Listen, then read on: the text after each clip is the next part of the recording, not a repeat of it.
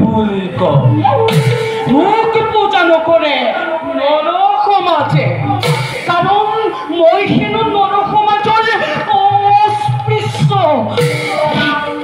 নৰসমাজৰ অৱহেলা আৰু অনাদৰৰ মাজেদি মই মোৰ প্ৰভাৱ বিস্তাৰ কৰিব লাগিব মূৰ্খ মানৱ সমাজ বৰ্তমান এই সংসাৰৰ সকলো দায়িত্ব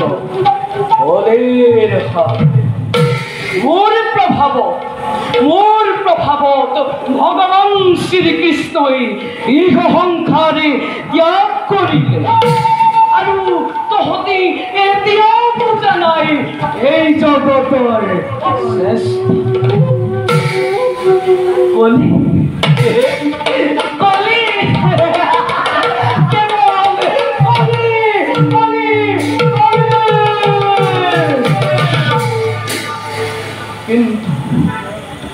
কিন্তু মোৰ পথৰ হেঙাৰ স্বৰূপে থিয় দিছে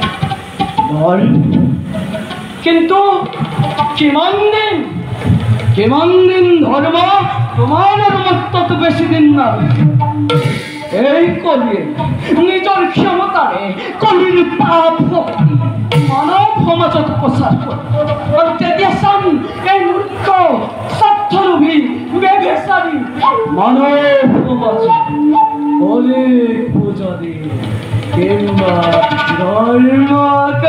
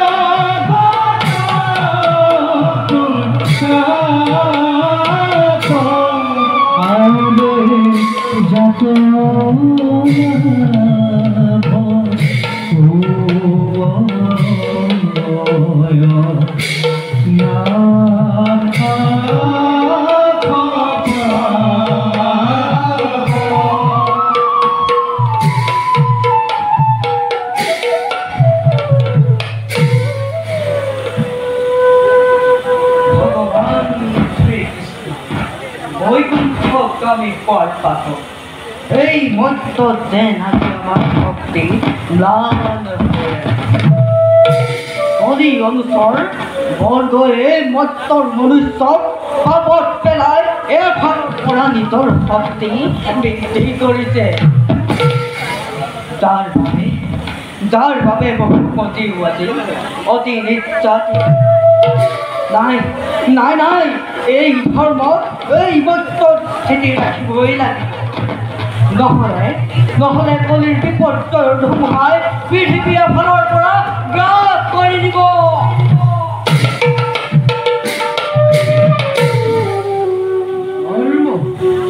তোমাক বিচাৰি গোটেই পৃথিৱী চলাত কৰি তুমি এই ঠাইতে ৰৈছা থিতাপি কলি কিবা হেতু আশা দি মোৰ আছে নেকি প্ৰশ্ন কিবা এই ধৰ্মৰ কাষত বহুতো আছে ধৰ্ম প্ৰথমতে তুমি কিয় এতিয়াও মৰ্ত্যত বিৰাজমান ধৰ্ম ৰক্ষাৰ্থে সৃষ্টি আদিৰ পৰাই এই ধৰ্মৰ এই মৰ্ত্যত আছে আৰু আজীৱন থাকিব আজ তোমাৰ যথেষ্ট হৈছে ধৰ্ম তোমাৰ বাবে মই পাপ শক্তি বিস্তাৰ কৰিব পৰা নাই এইভাবে কৰিছো আমি মুহূৰ্ততে মৈত্য ত্যাগ কৰি স্বৰ্গ ৰাজ্যলৈ মোৰ কাটে শুনাবলৈ তুমি কোন কলি কালৰ নিৰ্দেশত যুগৰ অনুসাৰে এই ধৰ্মই নিজৰ কৰ্তব্য কৰি আহিছে আৰু সদায় কৰি যাব এই কৰ্তব্যত না মোৰ তোমাৰ আদেশৰ প্ৰয়োজন না অনুৰোধৰ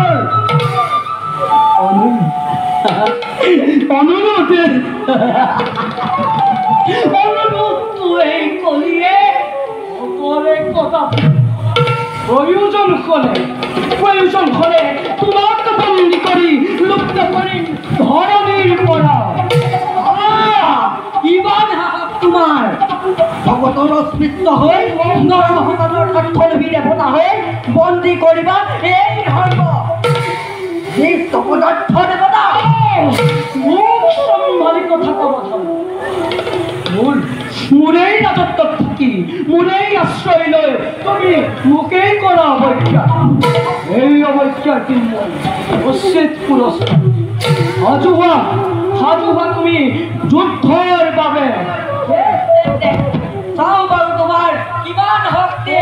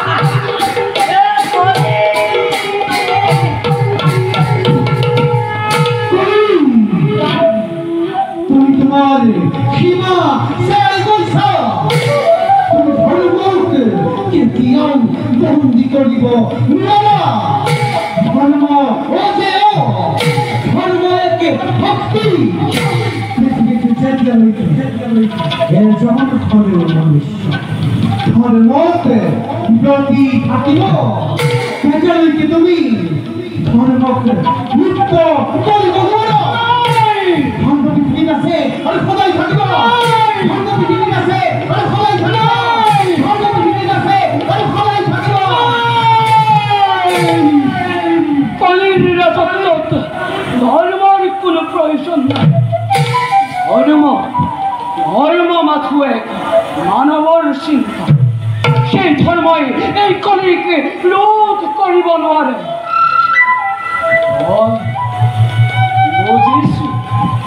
ভালদৰে বুজিছো হস্তিনাৰ ৰাজা পৰীক্ষিত ভটগুণৰ বাবে ধৰ্ম এতিয়াও ম্লান হোৱা নাই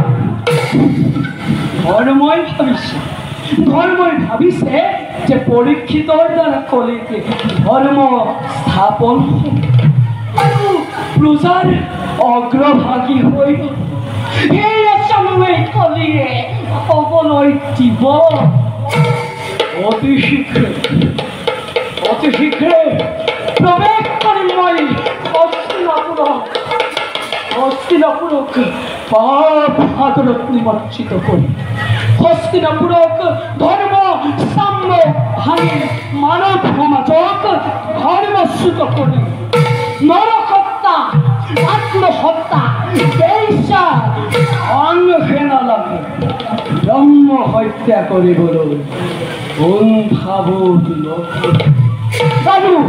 আৰু তেতিয়া দেখিব জগতে এই কলি কিমান পাপী এই কলি কিমান অস্পৃশ্য এই কলি যে বৰ্তমান সকলোতকৈ শ্ৰেষ্ঠ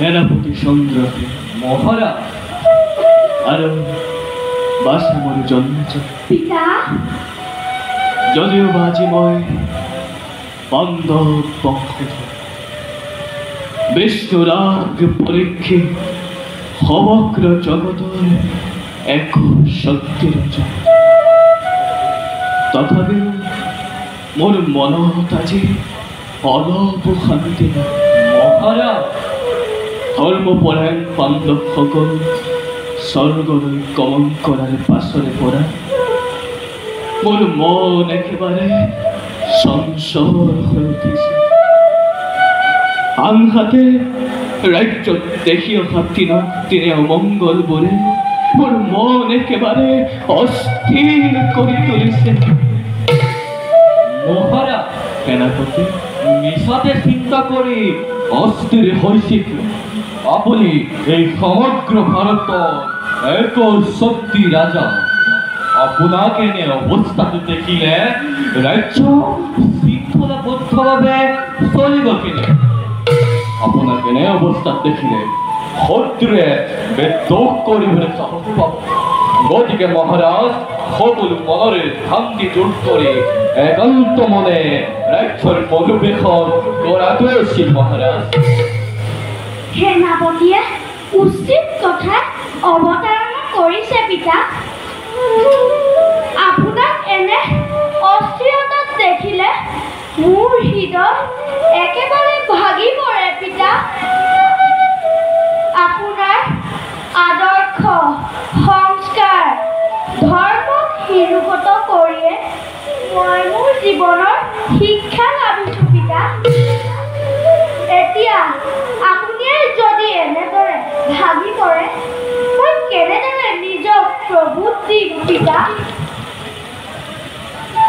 তোমালোকৰ কথা অৱশ্যে সঁচা মহাৰাজ কিন্তু বাল্যকালৰে পৰা যে মোৰ মনত অলপ শান্তি নাই আজন্ম কালতেই মোৰ কৃত্ৰিম বিয়োগৰ পাছত পিতামহসকলৰ লালন পালনত মই ডাঙৰ দীঘল আৰু এতিয়া সেই পিতামহসকলৰ অনুসাৰত মই বাৰু কেনেকৈ শান্তিত থাকোঁ? মহাৰাজ, জন্ম সৈতে মৃত্যু এক চিৰ সত্য জীৱন। আপুনি গুণে জ্ঞানে সৰ্ব সম্পূৰ্ণ ৰাজা। গতিকে ভাবি চাওক মহাৰাজ, প্ৰজাৰ সুখ দুখেৰে ৰজাৰ সুখ দুখ। গতিকে প্ৰজাৰ সুখ শান্তিৰ বাবে আপুনি চিন্তা কৰক।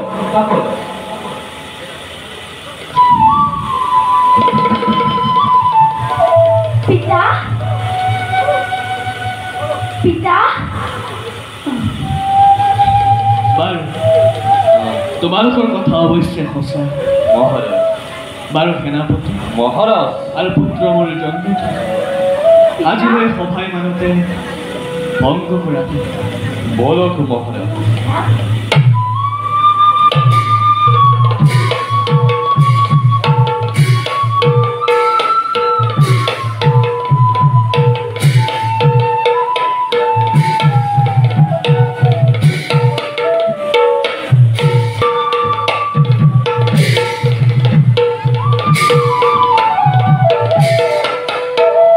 বিফলে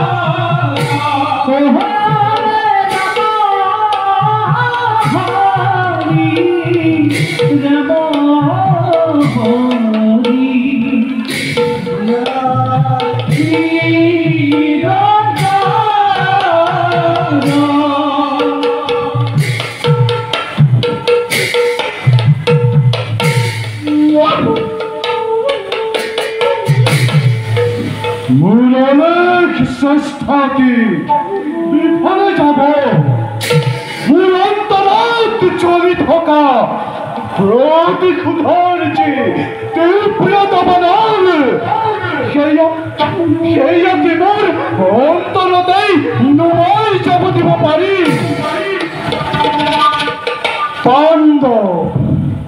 পাণ্ডৱ এখন দত্তক কৰি মোৰ পক্ষক নিষেধ কৰিলে আৰু সেইদিন ধৰি আজি পৰ্যন্ত জ্বলি আছো কেৱল মই প্ৰতিশোধৰ অগ্নি।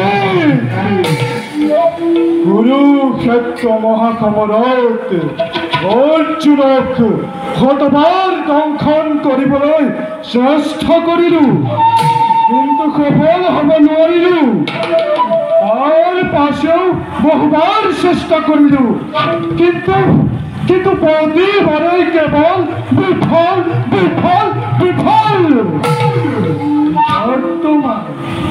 বৰ্তমানে পাণ্ডৱে ইহ সংসাৰৰ পৰা মেলানি মাগিলে, তথাপিও কিন্তু পাণ্ডৱ বংশ নাশ কৰাৰ মোৰ প্ৰাণ নহল পূৰ্ণ। এতিয়াও জীৱিত আছে পাণ্ডৱৰ নাতি হস্তিনাৰ ৰাজা পৰীক্ষিত, কিন্তু পাণ্ডৱৰ দৰে মহাধাৰ্মিক হোৱা হেতুকে মই পৰীক্ষিতৰ কাষ চাপিব পৰা নাই। বুজিলো, এনেদৰে আৰু নহ'ব। আজিখনতে মই পৰীক্ষিতক কৰিম অন্বেষণ আৰু সেই মৰ্মে স্থান কাল পাত্ৰ ভেদে মোৰ সাহায্য করিম সমাধান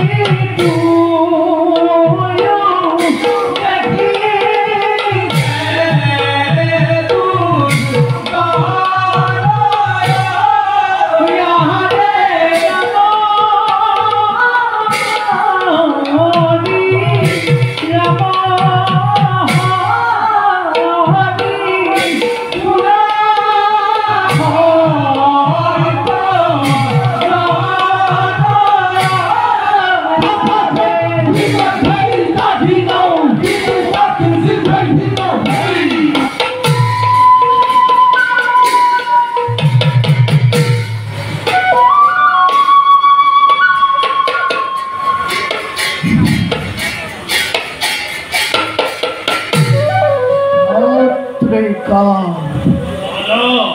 চন্দ্রাজর সাধনা ধুয়ে লভি অমরত্ব আজি হন্তে তত্ত্ব ভক্তি রাখিছো হও দেবতা সকল স্বর্গ থাকিলেও আমার ভয়ত ধরা হরি হই কণ্ঠমান ইহতে আমার ভয়ত সিহঁতৰ হৃদয় ধপ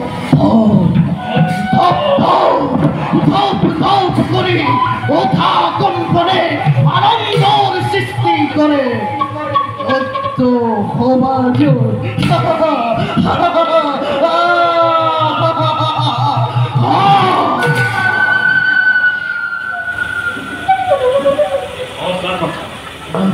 অসাগত দাদা আমার শক্তি পরাক্রম স্তব্ধ বাজি সকল বিশ্বের ত্রাণকর্তা রূপে সকলে আমাকে সর্বোচ্চ মনীষে স্বীকার তথাপিও কিন্তু দাদা ইচ্ছা কই মূর কেটি হব সমুদ্রের উর্মিমালার করে প্রলয়ের প্রবল তরঙ্গর সৃষ্টি করি মুহূর্ততে সার ঘর করেন ত্রিভুবন শান্ত হওয়া ভাই যোদ্ধা দত্ত শির নগরী অচিরে মিলিব ভাগ্য তুমি আর মই যেদিন আলোকে থাকিম নগর আমাক পরাজয় করিব পরা বীর এই বিশ্ব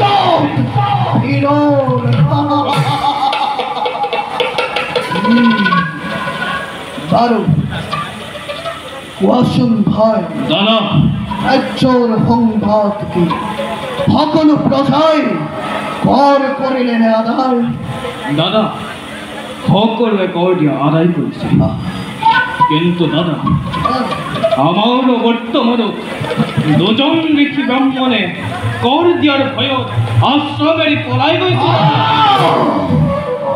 সামান্য তপস্বী ইমান সাহক সত্য রাজ্য থাকে কর আদায় দিয়ার ভারত আশ্রমের পলাই গৈছে ভাই সিহঁতকে বিচৰাৰ ব্যৱস্থা কৰা সিহঁতকে হাতে গলে বান্ধি তাকতৰ শৃংখল লগাই বন্দী কৰা অন্ধকাৰ ভূতাহালত তুমি কোনো চিন্তা নকৰিবা দাদা এই কালে কালৰ কৰি চতুৰ্দিকে সৈন্য কৰিছো সঞ্চল কলাযুক্ত কৰিম তুয়োকে অনতি পলমে ভাই দাদা বহুদিন মধুবনৰ সংবাদ পোৱা এবাৰ তুমি নিজেই মধুবন দৰ্শন কৰি সকলো সংবাদ লৈ অনা কৰি দাদা মই এইটাই মধুবনলৈ গমন কৰিছো ভাই কিন্তু দাদা মনে মোৰ কই কনে কনে পুত্ৰই যে আমাক কৰি ধৰিছে আৰু সেইবাবে দাদা তুমি সতৰ্কতাৰে ৰাজ্য কৰি ভাষণ মই এতিয়া আহিলোঁ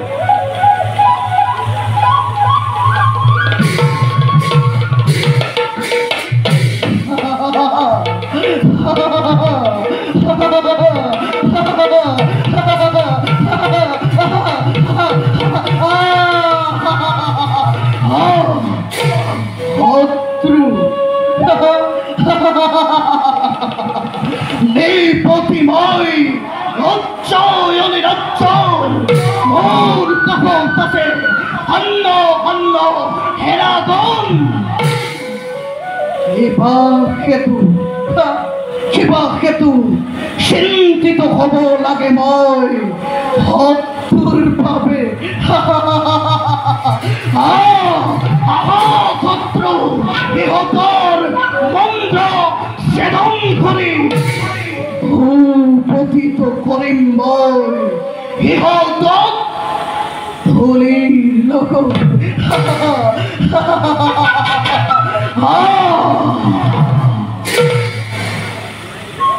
ৰাজা দৈত্যেশ্বৰ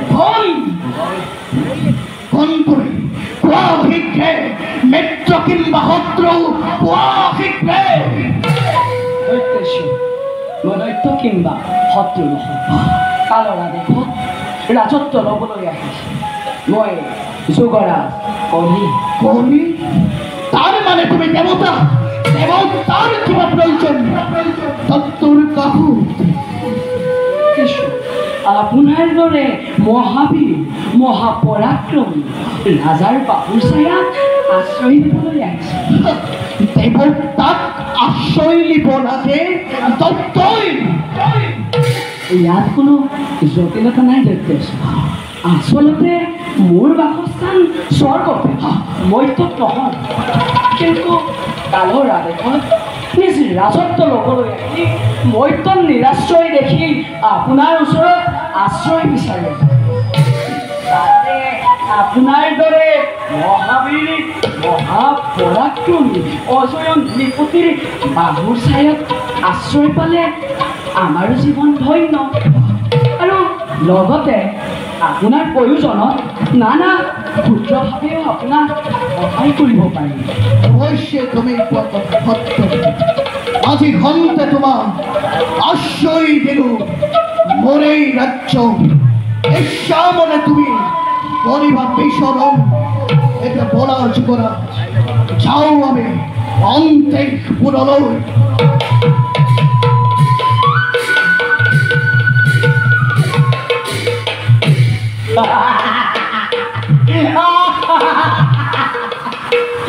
রাজা পরীক্ষিত তোমার হস্তিনাপুরত এই কলির দ্বারা নির্গত হওয়া সত্যাতি ক্ষুদ্র পিণ্ড পাপের পৃথক বাষ্পলৈ পরিণত হওয়া সময় অতিক্রমী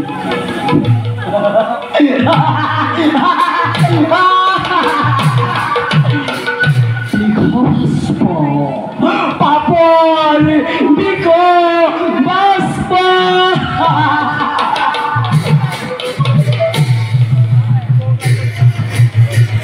তোমার নামকে হার করে হরি হরি বিচাৰি ফুৰিছো তথাপি তোমাৰ দৰ্শন পোৱা নাই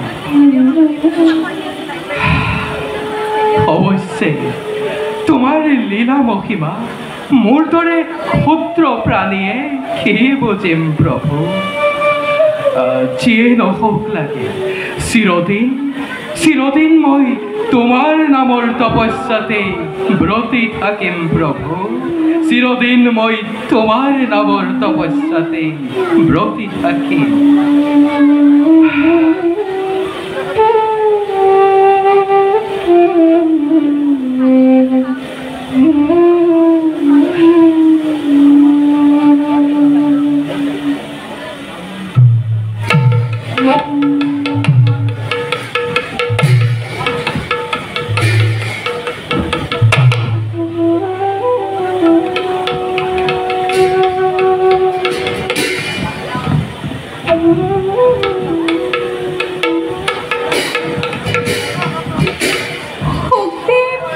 তপস্যাত্মগ্ন ইমান যে সুন্দৰ ভক্তি হেনে লাগিছে যেন ভক্তিৰ তপস্যা ভংগ নকৰি সকলো কৰ্ম ইয়াতে এৰি থৈ তেখেতকে চাই যেন নয়ন সাৰ্থক কৰোঁ কিন্তু সাৱধান ৰম্ভা তই তোৰ কাৰ্য সম্পূৰ্ণ কৰিবই লাগিব ভক্তিৰ ধ্যান ভংগ কৰি প্ৰেম শক্ত কৰিবৰ বাবে তেওঁৰ হৃদয়ত জগাব লাগিব তই প্ৰেমৰ মনটাকি নিখৰা মুখত মৃদু হাঁহি অন্তৰত প্ৰেমৰ জোৱাৰ পুৰা কৰি শুকৰ গৰ্ভৰ ভাগৱত চুৰি কৰি নষ্ট কৰি দিম ব্ৰহ্মচাৰ্য ব্ৰত। তেতিয়াহে সিদ্ধি হ'ব যুগৰাজ কলিৰ কাৰ্য। কিন্তু কি উপায়েৰে মই শক্তিবোৰ কাষ চাপি যাওঁ? উপায় ৰম্ভা, উপায়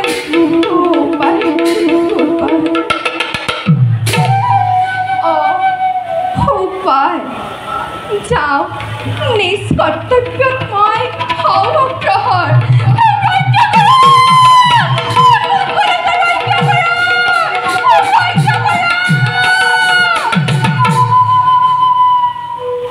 অকস্মাৎ দুৰ্ঘোৰ অৰণ্যৰ মাজত কাৰ আৰ্তনা।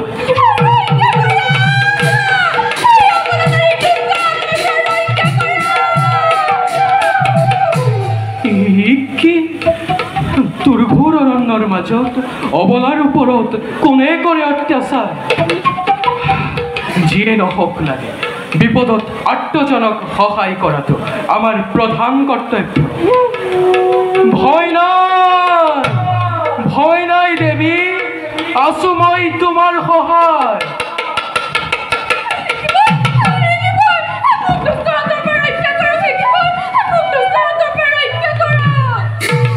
ভয় নকৰিবা দেৱী, মোৰ বৰ্তমানত তোমাক কোনেও একো কৰিব নোৱাৰে।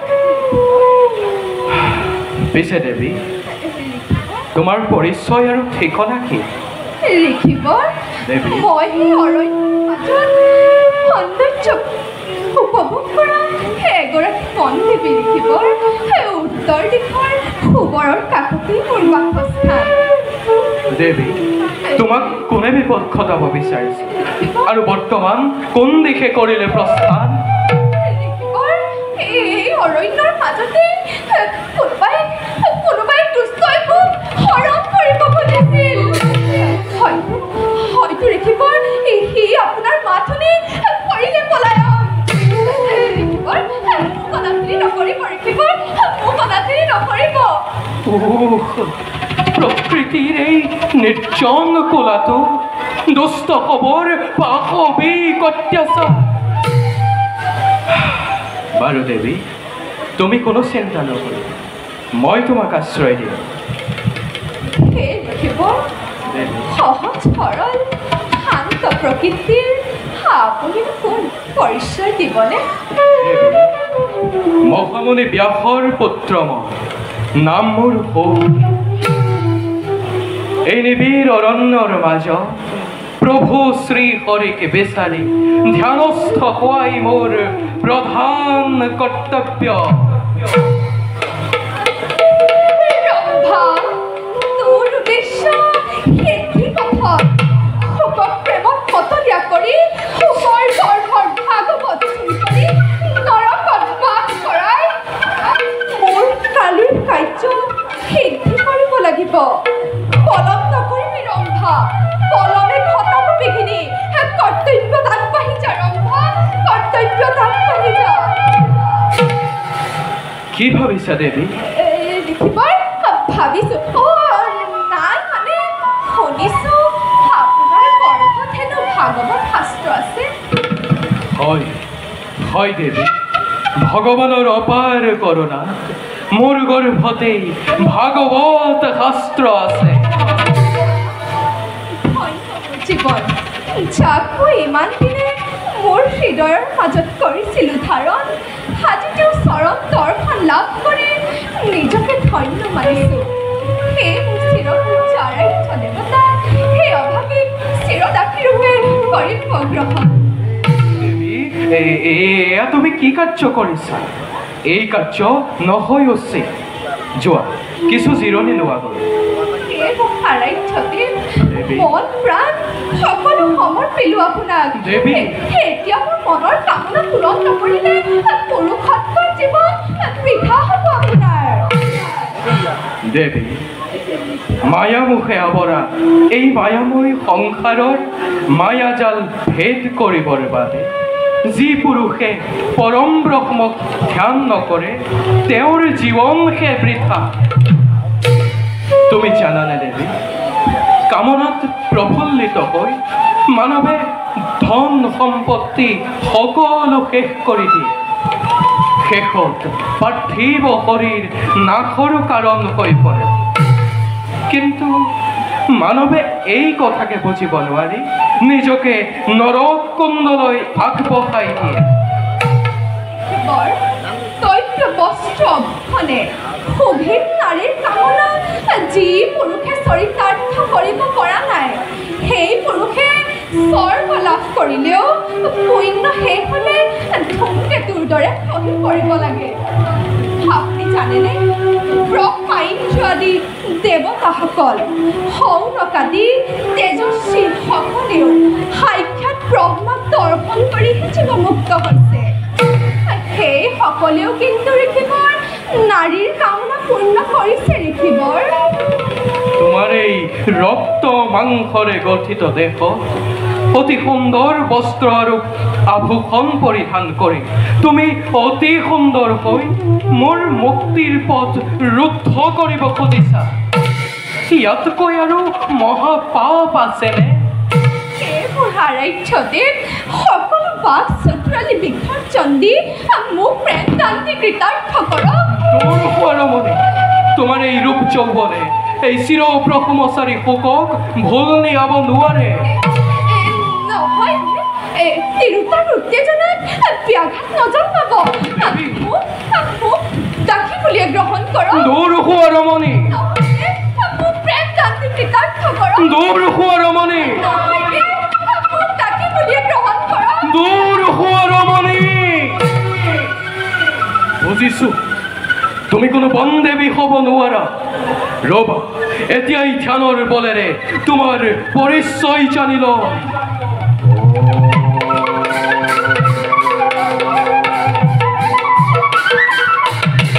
কলংকিত বেশ্বৰী, তুমি যি উদ্দেশ্য লৈ মোৰ কাষ চাপিছা, সেই উদ্দেশ্য কেতিয়াও নহয় সফল। পুনৰবাৰ যদি এনে অসৎ অভিপ্ৰায় লৈ মোৰ কাষ চাপা, তেন্তে শাপগ্ৰস্ত হবা তুমি চিৰদিনলৈ।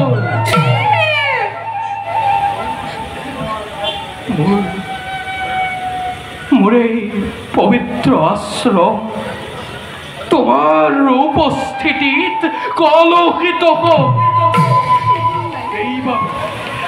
আজিয়েই মই এই আশ্ৰম ত্যাগ কৰিলো।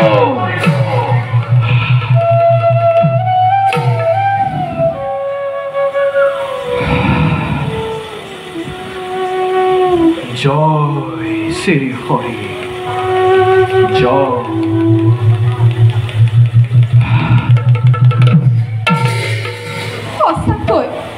সঁচাকৈ সুখদেৱ আশ্ৰম এৰি গুচি গ'ল। মোৰ এই মোহনীয়া ৰূপেও শোকক ফুল দিয়াব নোৱাৰিলোঁ। ধন্য সুখদেৱ, ধন্য তোমাৰ ব্ৰহ্মচাৰ্য ব্ৰত। কিন্তু ৰম্ভাময় এবাৰ নোৱাৰিলেও বাৰে চেষ্টা কৰি হ'লেও মোৰ কাৰ্যসিদ্ধি কৰিমেই কৰিম। যাওঁ, বৰ্তমান মোৰ আগন্তুক কৰ্তব্যত হওঁ অগ্ৰসৰ।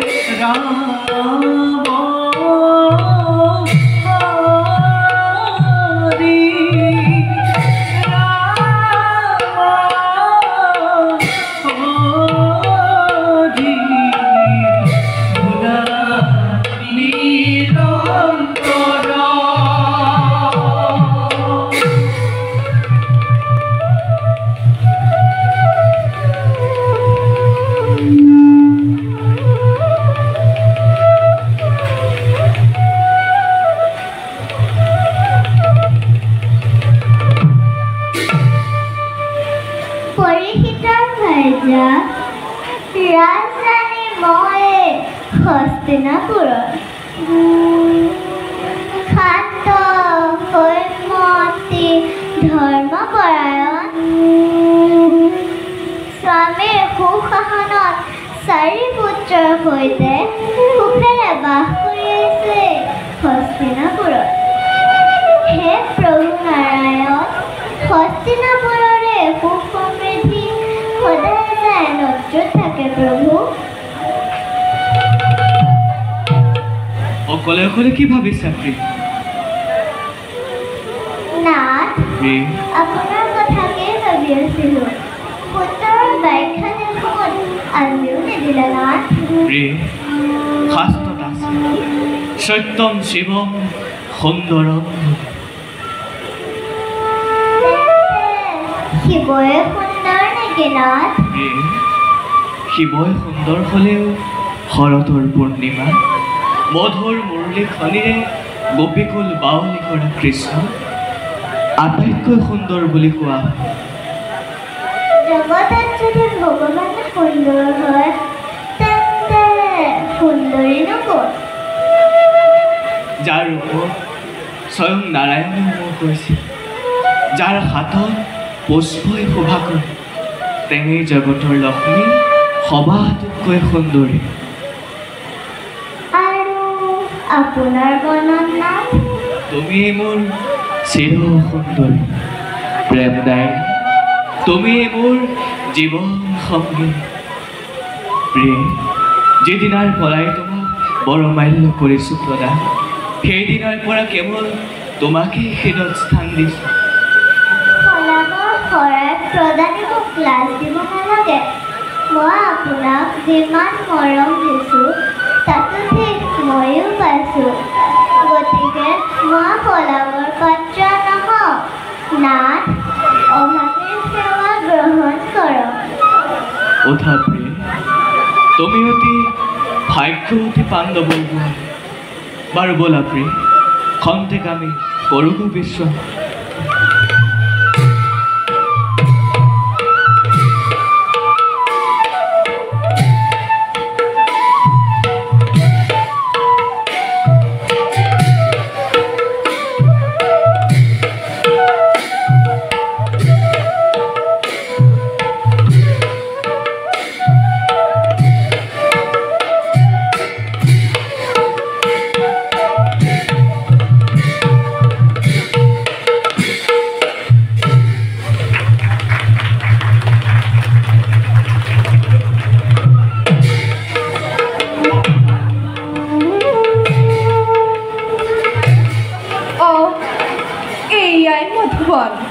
সাৱধান ৰম্ভা, এইবাৰ তোৰ কৰ্তব্য অতি কঠোৰ।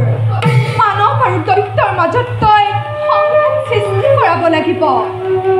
দৈত্য কাল বৰ্তমান এই বানলৈ আহিছে আৰু অন্যহাতে পৰীক্ষিতৰ সেনাপতি চন্দ্ৰহেনো মৃগয়াৰ বাবে বোলে এই বনতেই কৰিছে বিচৰণ।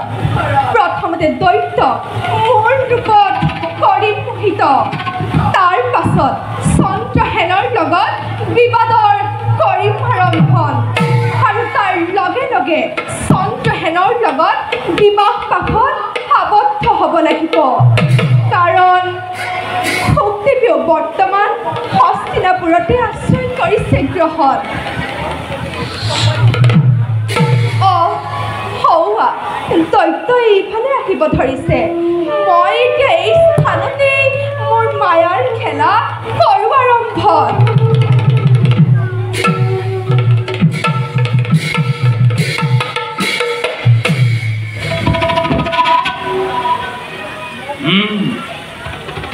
মধুবন পৰ্বতকৈ অধিক গুণে ফলে ফলে জাতিষ্কাৰ হৈ উঠিছে। এই বাৰ্তা শুনি নিশ্চয় দাদাই অতি আনন্দ পাব। যাওঁ কিছু আৰু কৰোঁ অংগ।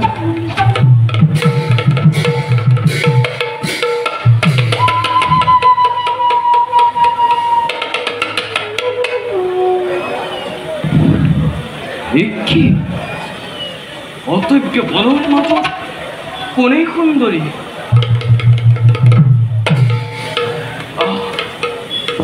কি অপূৰ্ব সুন্দৰী, সাক্ষাৎ অপেশ্বৰী নামি আহিছে যেন পৰকল্পনা।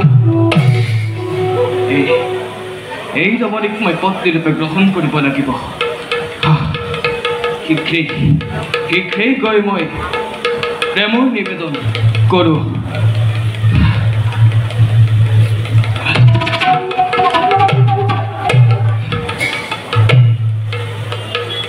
ৰমণী,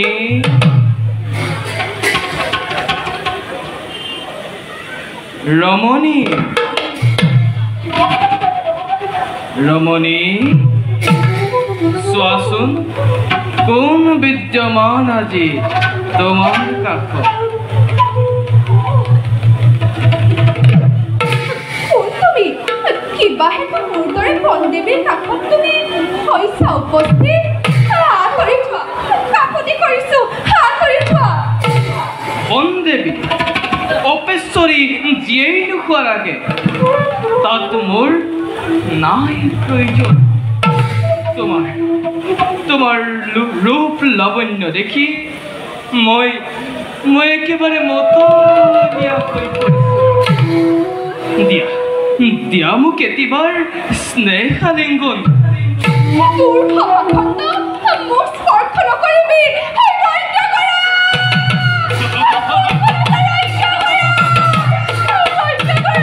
ৰমণী, কাক মাতিছা তুমি? এই বনৰ মাজত দূৰ দূৰণিলৈকে পক্ষীৰ বাদে আৰু আন কোনোৱেই নাই। কোনেও ৰক্ষা কৰিব নোৱাৰে আজি তোমাক মোৰ হাতৰ পৰা। কামানলে দক্ষ আজি মই। আহা আহা ৰমণী, আহা।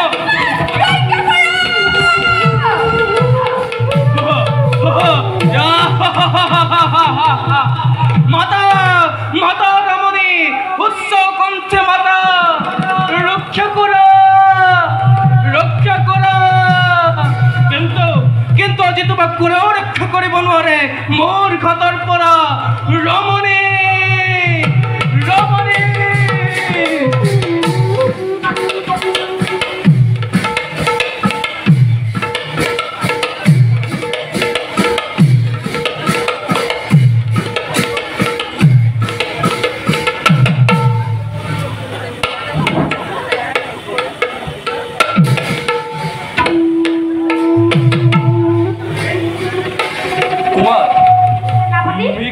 খেদি অৰণ্যৰে মাছ পালোহি। চকুৰ সন্মুখতে থকা মৃগও কলৈনো নৰ মাৰি গ'ল, ধৰিবগে নোৱাৰে। সঁচা সেনাপতি, আচম্বিতে হেৰাই গ'ল সেই মৃগ। ব'লা আৰু কিছু দূৰ আগুৱাই গৈ অন্বেষণ কৰোঁ। ব'লা কুমাৰ।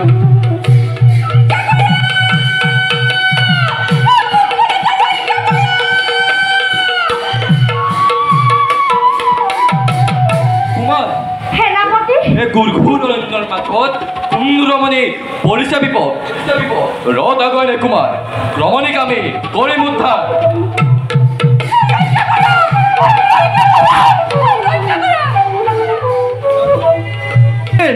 ৰমণী, বলাম দৈত্য, কিয় তই বলাৰ ওপৰত কৰ নিৰ্যাতন? কোন তই অবোধ? আঁতৰি যা মোৰ সন্মুখৰ পৰা। অচিনাৰ সেনাপতি, নাম মোৰ চন্দ্ৰসেন। মোৰ সাক্ষাৎ উৰাবঙৰ তোৰ বিকাশ অভিপ্ৰায়। প্ৰয়োজন হ'লে নিজ ৰক্ত দি উদ্ধাৰ কৰিম এই ৰমণী। দে তোৰ ৰক্ত। প্ৰথমতে পান কৰি তোৰ ৰক্ত, তাৰ পাছত দগ্ধ কৰিম কামানৰ মোৰ। নিৰ্লজ্জ, আমাৰ সাক্ষাৎতে কৰালে অসভ্য আচৰণ। সেনাপতি, কুমাৰ, মুহূৰ্ততে কৰিবৰণ, কুমাৰ, অন্যথা ঘটিব প্ৰমাণ। কুমাৰ, চন্দ্ৰসেনৰ সাক্ষাৎ কৰিব নালাগে তুমি অস্ত্ৰ ধাৰণ। মই অকলে এই দৈত্য কৰিম বাৰ। সাজু হ দৈত্য, ঐ বাপ কৰিলো ধাৰণ। তেন্তে সেই খুব জয়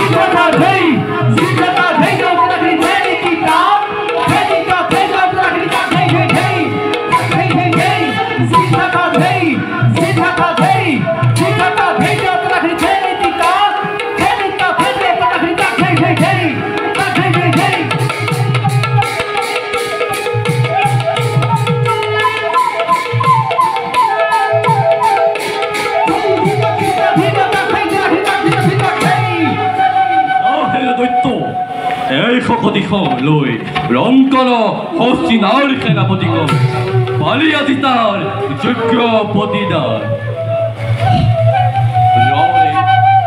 ৰমণী, তুমি এতিয়া বিপদমুক্ত।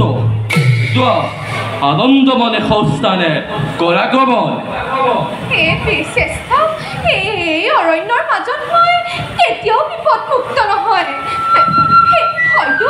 হয়তো আপোনালোক যোৱাৰ পাছত সেই দৈত্যই মোক পুনৰাই কৰিব নিৰ্যাতন। এই কিমান দিন এই বনৰ মাজত দৈত্যৰ ভয়ত কটাম জীৱন। আপুনি মোক চিৰদাসী ৰূপে আপোনাৰ চৰণৰ আশ্ৰয় কৰক প্ৰদান। এই কেনেকৈ সম্ভৱ বালিকা? অহানাই মই কোনো ৰমণীৰ আশা। আহিছোঁ কেৱল মই কুমাৰীৰ সৈতে মৃগয়াৰ বাবে। কেনেকৈ মই তোমাক কৰিম গ্ৰহণ? আপুনি যদি মোক গ্ৰহণ নকৰে তেন্তে মই এই মুহূৰ্ততে মোৰ প্ৰাণ দিম বিকৰ্য। দৈত্য দানৱৰ হাতত মোৰ সতীত্ব শেষ হোৱাতকৈ মোৰ বাবে মৃত্যুৱে শ্ৰেষ্ঠ। এনে পাষাণ জীৱন মোৰ আৰু নাই প্ৰয়োজন। শান্ত হোৱা ৰমণী। এতিয়া মই কি কৰোঁ? এনে এই কাৰ্য মই মহাৰাজৰ আগত কৰিম প্ৰকাশ। কুমাৰ, মই যে এতিয়া নিৰুপায়। কুমাৰ, মই যে এতিয়া নিৰুপায়। সেনাপতি, মহান তুমিয়ে ৰমণীক ভাৰ্যাৰূপে কৰা গ্ৰহণ। সতী ধৰ্ম ৰক্ষা কৰাটো ক্ষত্ৰিৰ কৰ্তব্য আৰু নিজ কৰ্তব্যৰ পৰা হস্তিনাপুৰবাসী কেতিয়াও নহয় বিচলিত। তোমাৰ এই ৰাজ্য পিতা নিশ্চয় আনন্দিত হ'ব। তোমাৰ বাক্য যেন সত্য হওক মহাৰাজ। ৰমণী, সতী ধৰ্ম ৰক্ষাইতো আজিৰ পৰা তোমাক মই ভাৰ্যাৰূপে কৰিছোঁ গ্ৰহণ। হেই চন্দ্ৰ, সূৰ্য, গ্ৰহ, শক্তি, নক্ষত্ৰগণ, এই ৩৩ কোটি দেৱতা মণ্ডলী, সেই বট বৃক্ষ, পশু পক্ষী, আজি এই হস্তিনাৰ সেনাপতি চন্দ্ৰসেনে তোমালোকক সাক্ষী কৰি এই ৰমণে ভাৰ্যাৰূপে কৰিলে গ্ৰহণ।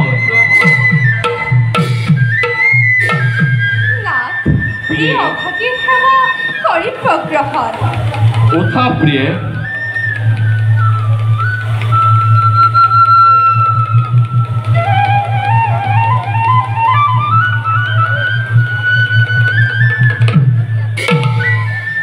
সেনাপতি,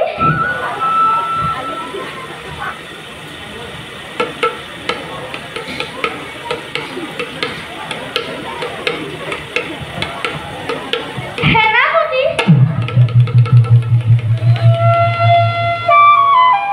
সেনাপতি, কুমাৰ, মৃগয়াত মৃগলাভ নহলেও তোমাৰ কিন্তু পত্নী লাভ হ'ল। এতিয়া আমি সোনকালে নিজ ৰাজ্যলৈ যাওঁ ব'লা। বলা প্ৰিয়ে, বলা কুমাৰ।